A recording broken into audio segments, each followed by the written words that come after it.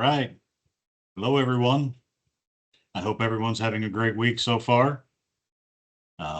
Let's go ahead and dive into the agenda that we have for today. All right, we'll get started with the most recent AEM team updates. As of September 3rd, the site improve scan has completed. Reports and scores are currently reprocessing. The next production deployment is scheduled for September 10th, which is this evening. And this evening's release will include ADA improvements that will address certain site improved findings. It's improving the color contrast for data tables. Content tile is making links more clearly identifiable. The newsroom template is adding the missing page headings. The basic slider is adding text alternatives for the buttons. And the complex data table is adding alt text for Excel and download links. Site improve scanning enhancements. After tonight's deployment, the AEM team will roll out a new caching strategy to speed up the scans. This will include pre-populating the AEM caching layer. It will double the number of concurrent site improve crawlers, which should significantly reduce our scan times. So that's well needed right now as we're working to make sure we're meeting compliance in our efforts. Team TN accessibility website update. Again, this is the same as last week. Accessibility Training Resource Center has been added. It's a new resource that can be utilized to help train content creators, which currently covers introduction to digital accessibility fundamentals, creating accessible documents with additional resources. So make sure you are visiting that link. It is teamtn.gov/accessibility. So yesterday I had a really good conversation with Rick. He brought to my attention, which is something I had never experienced. There are differences when writing a PDF or saving a PDF from Word, depending on the operating system you are using. So if you are on a Mac device, when you are saving, you're given the option to select Best for Electronic Distribution and Accessibility, which uses a Microsoft Online service to create an accessible PDF in the main primary save dialog box. On Windows, we have a similar setting, but it is buried. So you have to go to File and then Save As, and then when you select PDF from the Save As Type drop-down menu, you'll be given an Options button. You click that Options button, and in that new dialog box that opens up, you want to make sure you have document structure tags for accessibility checked. So I do have a screenshot of this on the next slide, and it's really interesting because if this is not checked, you're going to end up having a PDF with more errors. So as you can see, this was just a test, but once you select PDF, let me see if I can do this here. Once you select PDF here, you are given the options button right here in Windows. Now, once you get that, once you hit options, you're given this screen here. And then you want to make sure that this option is checked. Document structure tags for accessibility. Once you have that selected, you can hit OK and then save. You will have a PDF that is created, tagged, and you will have far fewer accessibility issues. I mean, it's night and day difference. The example he gave me with the documents provided was astonishing to see the difference. He had the basic 2 or 3 things that, manual check on reading order. What was the other one? CRUD. It's those that you have to go in and assign your pass or fail to an Acrobat. Anyway, those were the only ones that were flagged in the document that was saved as a PDF on a Mac, just by selecting that one option. It created a much cleaner, easier to remediate document because there was little to no remediation required, which is awesome. The Windows version by default saved with a lot of issues that you have to remediate. The Windows version that the option selected here on the screen presented a PDF that was like that on the Mac. So there were far, far fewer issues that needed to be resolved. And again, they were the basic ones, reading order, things of that nature, just the basics. So with that in mind, you can use this going forward as, kind of a best practice way to ensure that you're saving yourself trouble on the back end when creating PDF documents. Again, there's still going to be overhead when using traditional file formats. So while we are transitioning to a more digital first government, let's use this as a tip or guideline that we can to help ease the burden that we have right now. So I want to thank Rick for presenting this information. I want to thank him for bringing this to light, because I had no idea that this was an issue, or this was something that, was varying on the operating system level. So it's nice to see that even though Word is Word, it's a Microsoft Office application, but on Mac, its workflow is a little different than that on a Windows machine. It would be nice to see similar functionality included by default on all versions. But that is the case. So if you're on Mac and you select that option, you're creating a more accessible document. On Windows, if you do this, again, you'll be creating a more accessible document right out of the gate, so you don't have to remediate as much. So Kyle, during our steering committee, thought he brought up, a quick touch point. So where are you at, ADA champions? Do you know your top 20 PDFs and top 20 pages? Have you taken a look to see what your analytics are saying? If so, are your top PDFs or documents or pages readily accessible? Is your agency already doing a soft enforcement of the new accessibility standards for content that's being uploaded to your site? I know for us, we put a hard stop on July 1, I'm glad the answer is yes, yes, yes, Dean.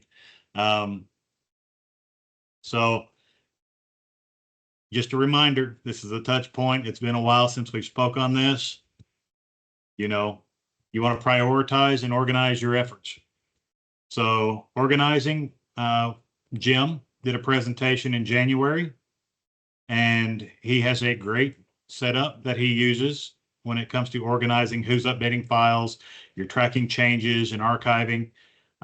He's got a great presentation he did here. It's the January 29th one. In February 5th, we had how to run analytics. So you can take a look and see what you can do to see the files and the pages that are getting the most traffic.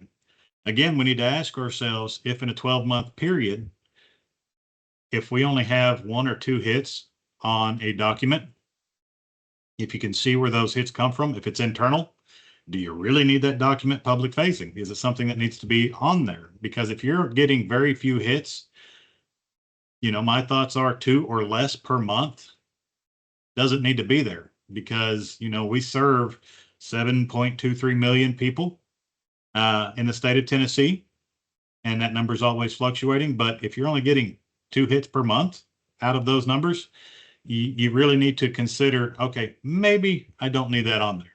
Yes, Kara. I'm just going to reiterate that. Yesterday in our steering committee meeting, April shared some analytics documents, and first and foremost, the things that are, and I apologize for the background noise. The first and foremost, the things that are getting the most traction in our AEM are those things that are helping a person apply for services that everyone needs. We joked with Kelly that lucky her, in the top 5 was one of their fillable PDFs, which is getting hit 85,000 times. And then, I don't think it's any surprise that Real ID information is the most looked at stuff in the state of Tennessee. But what also surprised me is the sheer amount of, and you have to scroll and scroll and scroll and scroll and scroll and scroll and scroll. How many things are on AEM that are getting looked at once? Once. And it may just be being looked at by the scan, or when something goes through. There are a lot of things that really, we have thousands and thousands and thousands and thousands of documents on tn.gov that nobody is looking at. So, yeah, and Dean actually mentioned here, we found in our analytics analysis that of the 3,000 URLs on our site, only 400 are generating about 90% of the site's total annual traffic. And all of the remaining average less than 200 page views per month. And it's one of the reasons we decided to redesign and relaunch our site entirely instead of trying to remediate the 3,000 pages there. So, I think that when we first had these conversations about looking at analytics and all of these things, that we were all still trying to get a handle on what ADA was, but I feel like we're really at a better place now where if you haven't done it recently, your prioritization should be what are your top 20 documents, and those are the ones you start with. Or 20 pages, and those are the ones you start with, because I've said it over and over and over again. The site that gets hit by 85,000 unique users is going to be the one that gets you in trouble, is more likely the one that's going to get you in trouble than the one that got hit by one person over the past 12 months. So really, this is just a reminder, the data is there. You have the ability to look at this and prioritize. And we really need to be doing that because we understand that time is of the essence and that resources are limited. So that let's really look at what are the things that are getting hit the most. What are those things that are helping people apply for active services? What are the very lifeblood of what we do as an agency? And let's get those done first. That's all Right. that's my 5 minute stump speech or TED talk. So thank you for coming to it. Awesome.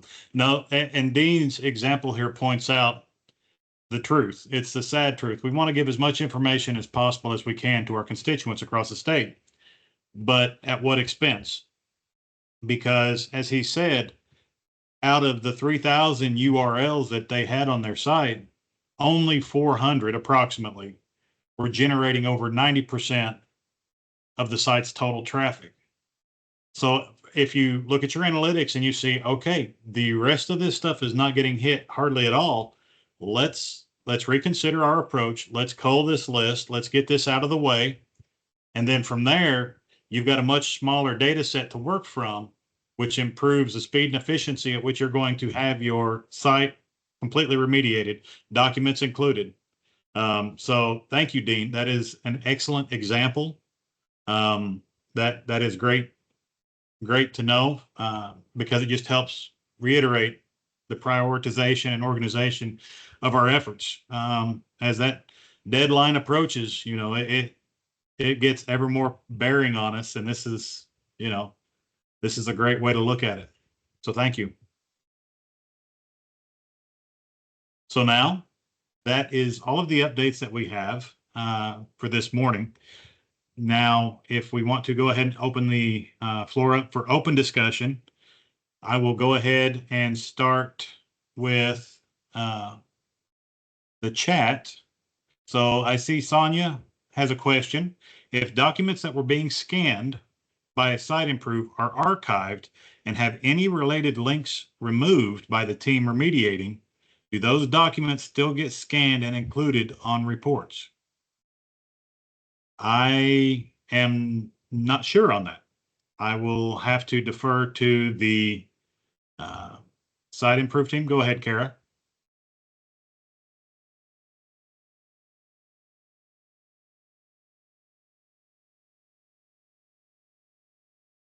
Kara, I see your hand is up. Sorry, I was talking and nobody was, and I was talking on mute. I forgot a very important thing we need to clarify before we move on. Last week's discussion about emails, they are not included in the final rule. We did ask for a legal opinion of this, so everyone rest easy. However, that's not to say that they are not subject to the ADA in general. But the final rule it does not include emails. So everyone can relax on the emails. We did get some legal analysis on that. I am sorry, I meant to mention that again, and we can now continue on other stuff. But since we had a lot of talk about it last week, I want to make sure that everybody knows that that is not included in the final rule.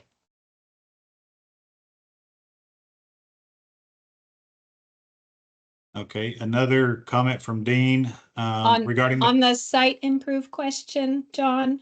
I see Michael Campbell came off of mute. Oh, okay. Go ahead, Michael. What was the question? If documents that were being scanned by Site Improve are archived and have any related links removed by the team remediating, do those documents still get scanned and included on reports? As long as the documents are in an AEM assets folder, they will be scanned, whether they're Okay. archived or not. Yes. All right, awesome. Thank you for that. That's good to know.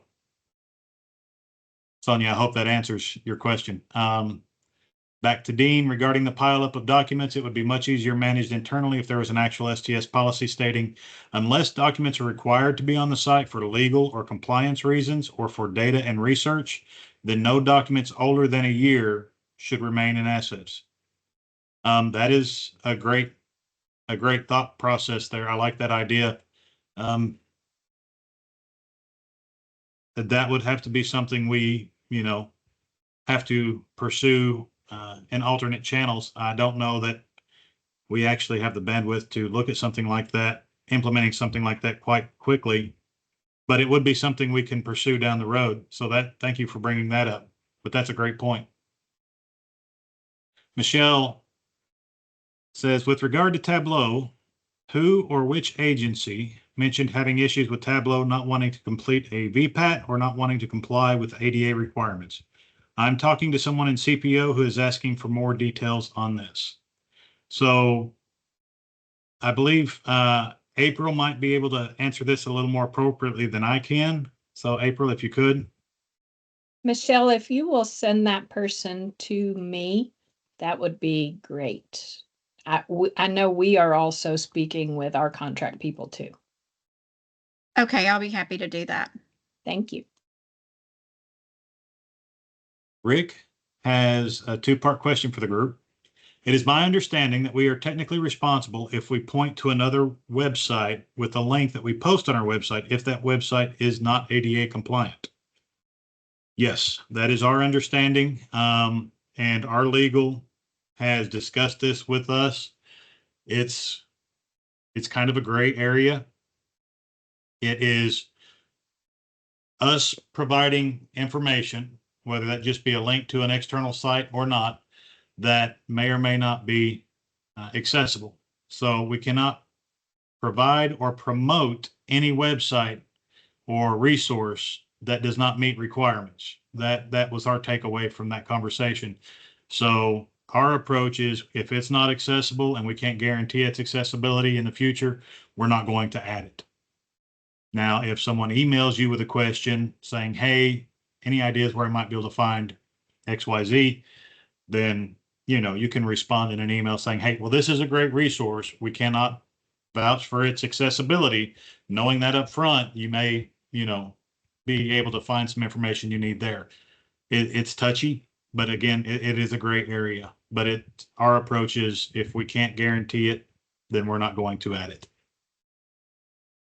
And number two, if the above said is true, then is there a possibility something that STS could code into our websites overall, like JavaScript, that when you click on a link that leaves our tn.gov domain, it informs the user you are leaving the state of Tennessee's website. The content and accessibility of the site you are going to are the responsibility of that site, or super short, you're leaving tn.gov's website. We are not responsible for the content or accessibility of the site you are about to visit.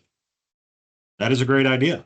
That I don't know if that would alleviate all liability, But that would be a great approach. It's just giving that extra layer, that warning saying, hey, this is information that we have to pass on, but we cannot vouch for the validity or accessibility of that information. Again, a gray area, but that is a great idea. So Kelly says, make sure you are using the most up-to-date version of Word to ensure you get the option with the accessibility for the electronic documents. Yes. Since we're on Microsoft Office, we have the 365 subscription. Most of us should be, unless there's an outlying circumstance I'm not aware of, which is quite possible. So I'm going to say most, in quotations, should be using up-to-date applications. Gina, since you've been pushing moving to HTML, is there training on how to remediate HTML?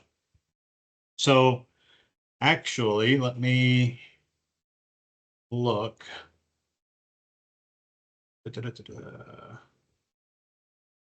When you create your document in HTML over a traditional file format, in AEM, by default, it will be accessible. That is, as long as you are making sure you provide alt text for your images, your links, iframes, and other embeds. The moving to HTML is a digital first approach. It is one that opens the doors to greater accessibility and reduces the overhead of having to remediate documents down the road.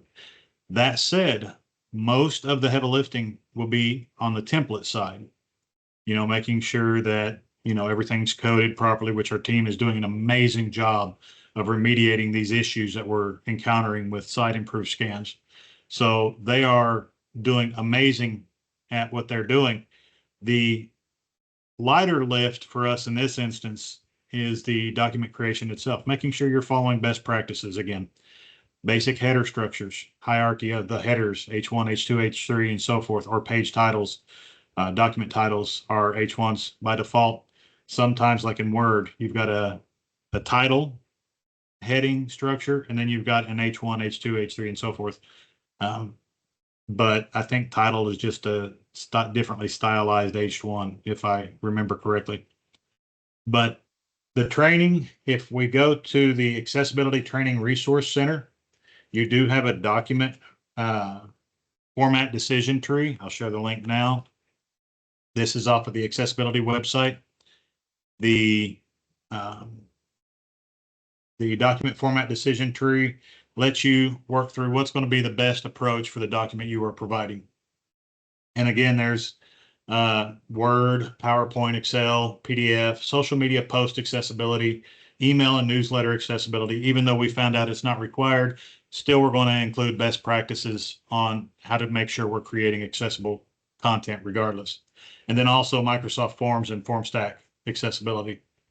So the trainings that are available here will help no matter what format you're using. It's the basics. It's the best practice. It's the best foot forward when it comes to training. So this is a great resource, and you can use the resources that are found here on this section of the website to train content creators. So basically, long answer short, yes. When you create a page in AEM, you can make it inaccessible if you don't pay attention. But if you just generally create the page with the proper heading structures, you've got about 90% of your accessibility whipped right there, making sure alt text is included in. With that, you're going to be leaps and bounds ahead of a traditional format when it comes to accessibility. But yes, I can create a specific training on AEM HTML page creation.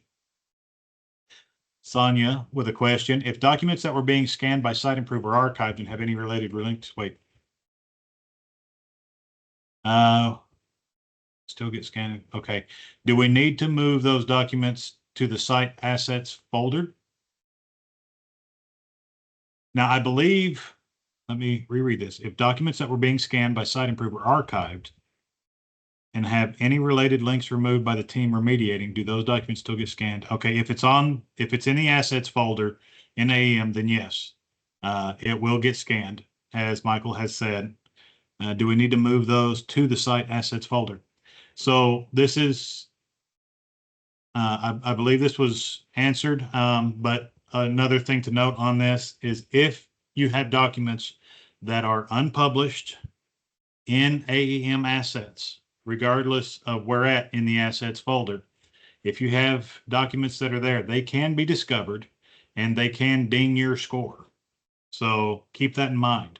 If they don't need to be on there and you don't have them linked to any pages or anything like that, they're not resources that are being used, you need to take them down. Don't use TN.gov's AEM assets as an archive per se in that regard.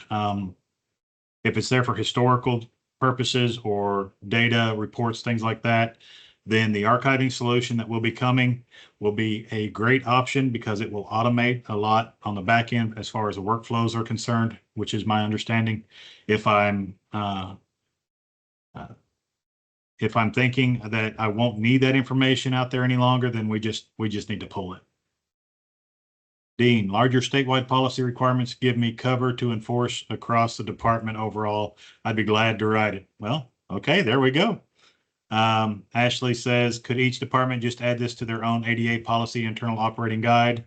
So as in our IOG, as Kara mentioned, she gave herself the right to assess and remove content from AEM. So if it doesn't meet those standards, it's gone. Ronald, we as an agency are wanting to speak with someone from STS about Zendesk. We're given Jerry Imsen's name to reach out to. However, we've not been able to connect with him. Does anyone know where we need to reach out to or contact? I do know that Jerry and his team are extremely busy, so I do apologize for not being able to get a hold of him at this point. Let's see. I don't have the contact myself, but I would recommend reaching out to maybe the, oh crud. I've done lost their team. April. Yeah, Ronald, what agency are you, and are you already a user of Zendesk? Because I have seen that some agencies have sent in the VPATs from Zendesk. Is that what you're looking for? So no, so we converted some of our old forms, actually some applications to FormStack, and what we've discovered is that FormStack did not meet the best needs. And in speaking with other people, we found out that they're using Zendesk because it's more consumer management based. So like if we receive a complaint that comes in, whether that's worked by one person or three persons, that can all be managed within Zendesk, and it wasn't being able to be managed within FormStack. But since I typed that, Jerry actually reached out to me through Teams, and I have found out that Zendesk is not an enterprise application. So now we're going to have to kind of go back to the drawing board.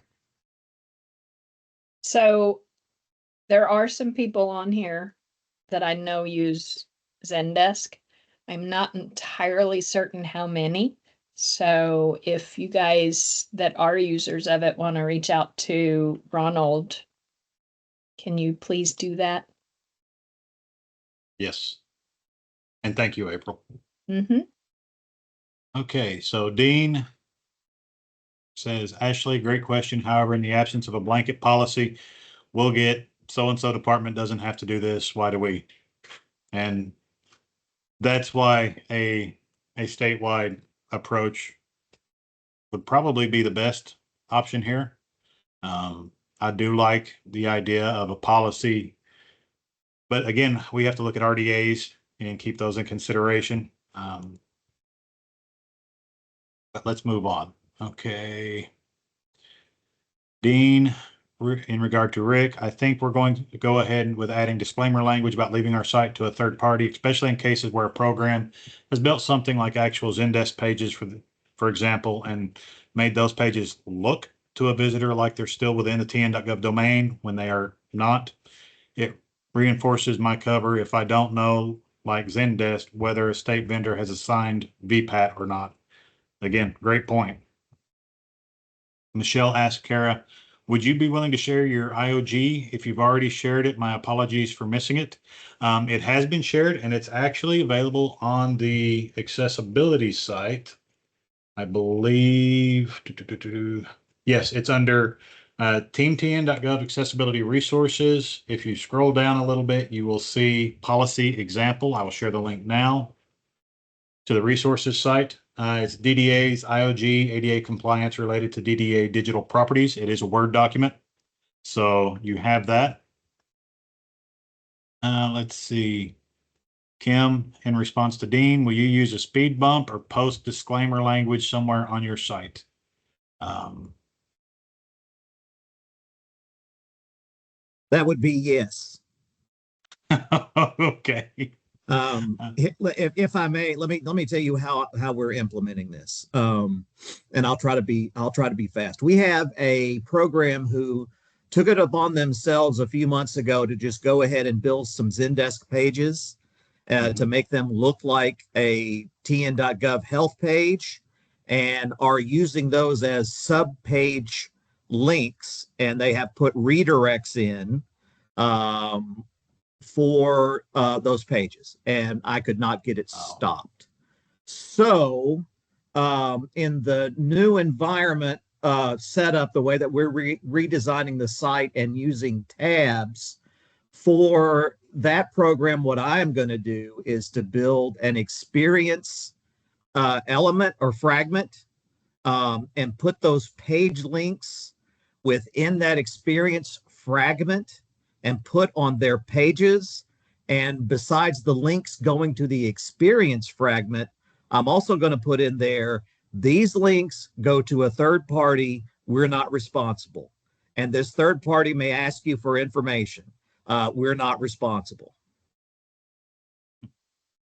I mean, I hate to be that, strident about it, but if vendors are going to be available to programs within the state for those programs to implement as they want and choose without going back through the proper channels to say, hey, what do you think about this? Then I got no other choice. Right. Yeah. Thank you for that. Sounds like a good approach. It really does. Let's see. So Andy says, which suggests ADA compliance should really become a statewide policy. It is. It's not just statewide, it's federal. But the problem that we have when it comes to creating a blanket policy or structure that kind of oversees everybody is it can't be just a one size kind of fits all. I mean, you could generalize it, but then there would be so many open areas that would just be torn apart. That's why the burden has been placed on the departments to work out, whether or not something meets the archiving exception. It's just that we know moving forward, we have to be accessible. That is the statewide approach. That is the policy, I guess you could say, in air quotes. Everything has to be accessible. It has to meet certain standards. That is a federal requirement that we are falling under and we're using as our blanket, more or less. But as far as more strict or localized policy, again, that falls on each individual agency or department's shoulders to get with their legal and to work out any nuances that may be specific to their agency or department. Heather says there is a statewide contract for Zendesk that agencies can use to purchase Zendesk licenses, and she shared the link. But outside of that, there isn't any more talk in the chat. Do we have any other topics or further discussion that anyone wants to bring up?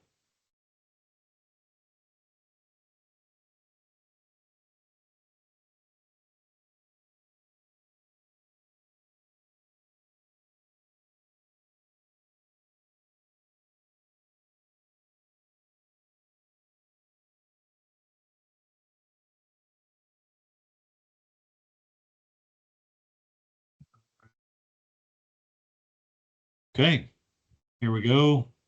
Dean is asking Michael, remind me if we were able to get metadata about existing documents and assets dumped in CSV formatted files, meaning just the file name and path to it in Assets Drive. We can pull an assets report for the departments. Okay, So we should be able to do that if he needs it. okay, all right, awesome. So Dean, reach out. Hey, I have one more, this is Kara. I have one more thing just to let you guys know. We have, we do expect to have our digital accessibility coordinator hired and on board on October 1st, should everything go well with the background check process and all of that kind of stuff. Once she is here, we will of course introduce her, and then we'll obviously we know the floodgates are going to open. We're going to be setting some priorities. Also, reminder that she is an expert in web accessibility, but she is not an expert in AEM and or in the fun ways that the state does things. Yeah. So we're going to need to get her up to speed on how, on some of the things that are very specific to the state of Tennessee and how we do things. So so just know we do have somebody hired, and we expect to be providing some more a pathway to helping folks with guidance, etc., and setting some priorities, because there are a lot of things that Yeah. they can do, but also understanding that being an expert in WCAG 2.1 level AA does not make you an expert in tn.gov and all of the things that we do on the back end. So we'll be trying to get her up to speed on that, so that we can make sure that we're bringing we're getting this person acclimated and all of the things. So it is coming. We have hired. October 1st is that date, and we'll bring her to this meeting as shortly afterwards, and eventually she will be overseeing this meeting. So, Yeah. and that is the plan. So we're excited about that, and excited to have somebody in place that has the skills we believe are needed to help us get to the next level here. Yeah. I do see Karen asked, I may have asked this previously, but will the archiving solution also include a standard way to denote pre-existing documents? Now, my understanding of the archiving solution will be something along the lines of any existing document that is on AEM under an assets folder. If you go to the properties of that file, you might be able to select a checkbox to make it an archived document. Once that is selected, then that will kick off a workflow, I do believe, that will automatically rewrite the URL automatically relocate the document to an archive folder and rewrite the URL and file name, I believe, appropriately. So if you add a new document, or if you have pre-existing documents, my understanding is that the archiving solution in AEM will be able to handle both those scenarios. Amanda says we are having issues with using the ASL interpreter feature in Teams. When a screen or presentation is shared, the interpreter is cropped into a square view, which may cause an issue with the interpreter not being fully in view. We also cannot record the meeting from the signer's view. So I guess you're saying you can't include the interpretation in with the video recording. Is that correct?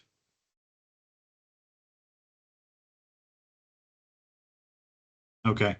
Wow. Okay. I did not know that you couldn't record that. I know I've seen some videos before, but I believe they were Zoom that recorded that. We may have to look into that. Let me see here. We may need to present this to an STS team the STS Teams team, I guess you could say, um, to see what their take is on that.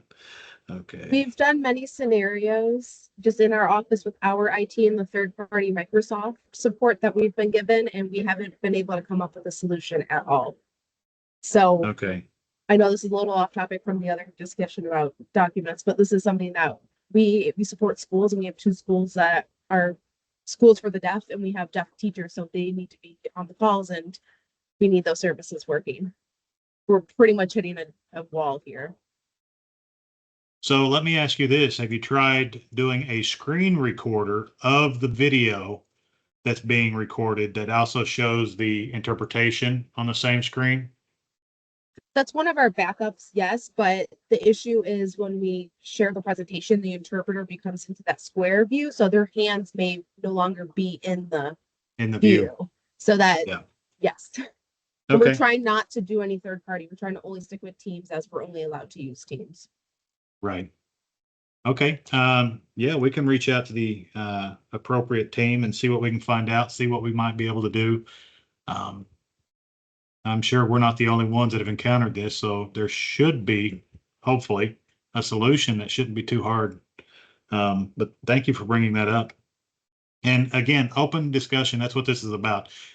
We have a certain topic flow, that's fine, but if we need to touch points on other topics, by all means, please. So let's see here. AEM doc properties, not the individual document properties. Yes, that Margie, yes, that would be in AEM document properties. Rick, as far as the archiving solution, does it affect the assets we had already moved into an archive folder? That I cannot answer. I'm afraid I don't know that answer just yet. I don't know if Michael can speak on that or if someone else from his team can.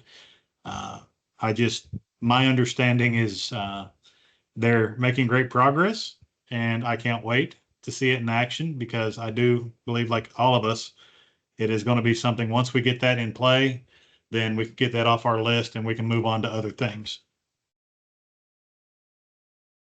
Let's see, Dean, in response to Karen, this is one of the reasons I want a list of existing assets in a spreadsheet. I'm going to ask our legal office if they could write a memo indicating we're claiming an exemption under the pre-existing content clause for all of the documents in the spreadsheet I get from Mr. Campbell. And if our legal thinks we can utilize the undue burden clause because we have so many assets, over 21,000, I might see if we can add that. Heath says, will the new archiving solution move the documents into my assets archive folder, which I have been using to archive them? Again, I'm afraid I don't know what that's going to look like in application.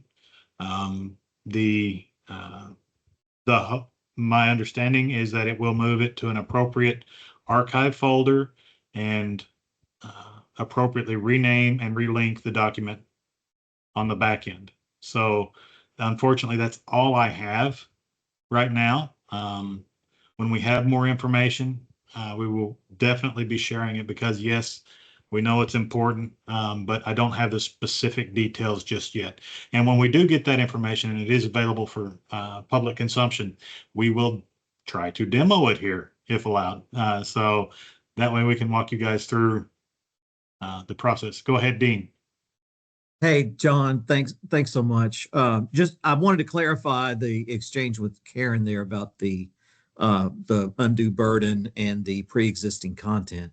And here's what we've run into, and we've talked about this before in our meetings, is that there's criteria in the exemptions under ADA for how you, or the requirements you must meet to say this existing document is exempt for one of these reasons, and it's going to pre-existing condition, or it's an undue burden to get it up to compliance, or we're going to claim it as an archive document, or put it in an archive.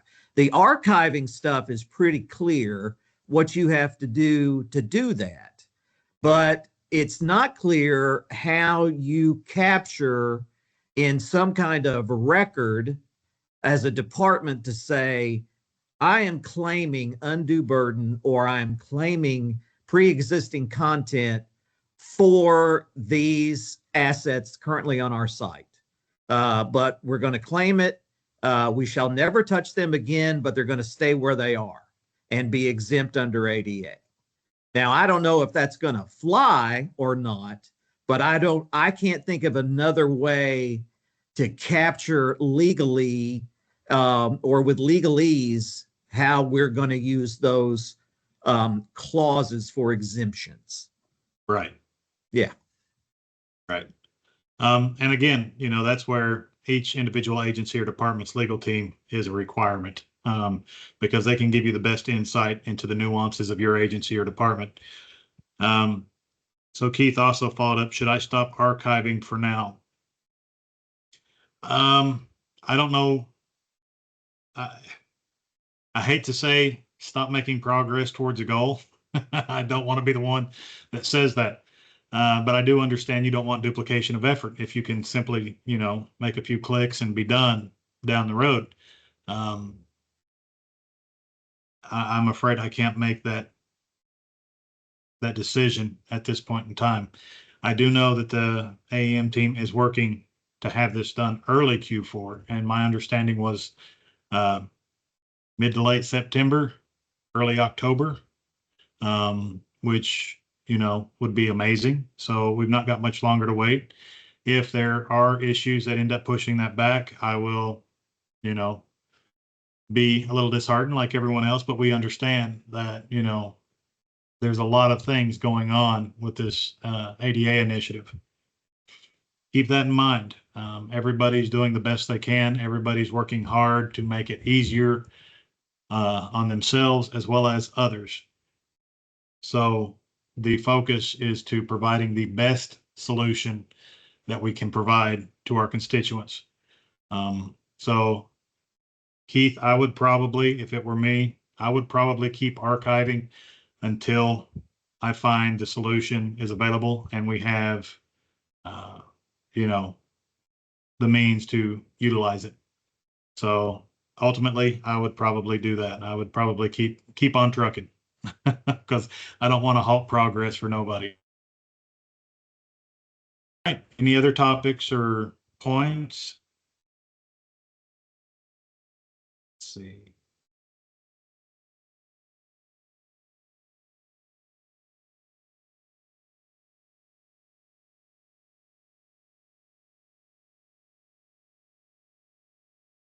Kara did share the example IOG that we use in the chat.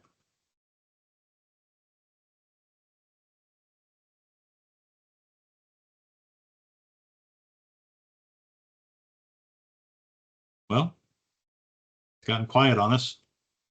So maybe we've reached the end of this meeting. I will give it just another meeting or minute or two. And if we have nothing else, you guys will be free to go. I'll give you back a little bit more of your day. But thank you guys for the discussion. Here we go. Dean says, do we know if Esri has a VPAT for the ArcGIS platform or other services it provides as a vendor? I'm afraid I can't answer that one. April, are you aware if they do?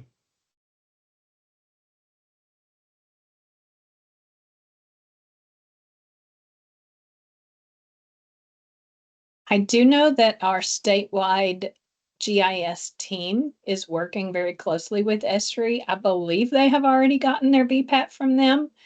And I can contact you. I can get you in contact with our GIS team that's been working a lot on this, Dean. All right, thank you. Karen says, in AEM, do accordion titles count as a header? So let me pull up the website real quick. And let's see here.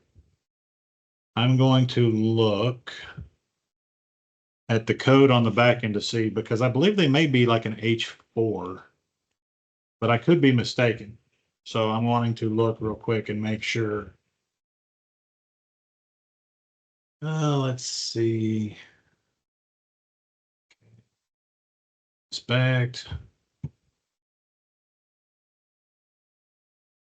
No, those are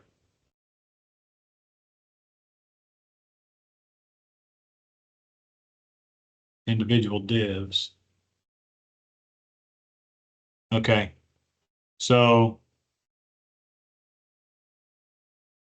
yes, they are individual divs. I don't know that they're actually being coded as a header.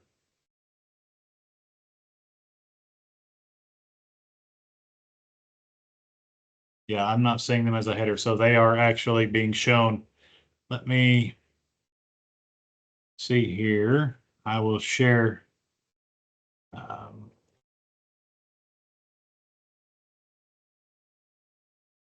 so right here is the accordion, and it doesn't have it listed as a header.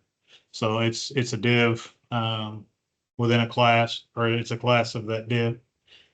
Oh, my brain's fried. It is a div that has a class of an accordion, and each item has a heading that is styled like a header, but it is not an actual header, so that should not count. Okay, there, I finally spit that out. I apologize. So Dean says, thank you, April. We've seen some compliance issues with ArcGIS related to being able to tab through points on maps. That is an issue, unfortunately. Carla says, in AEM, do linked list images or content tiles images need alt text? So yes, and I'm thinking, where is that at?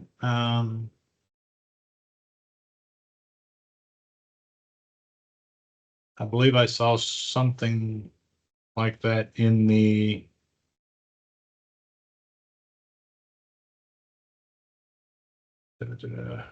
I'm looking in the ADA issues dashboard. I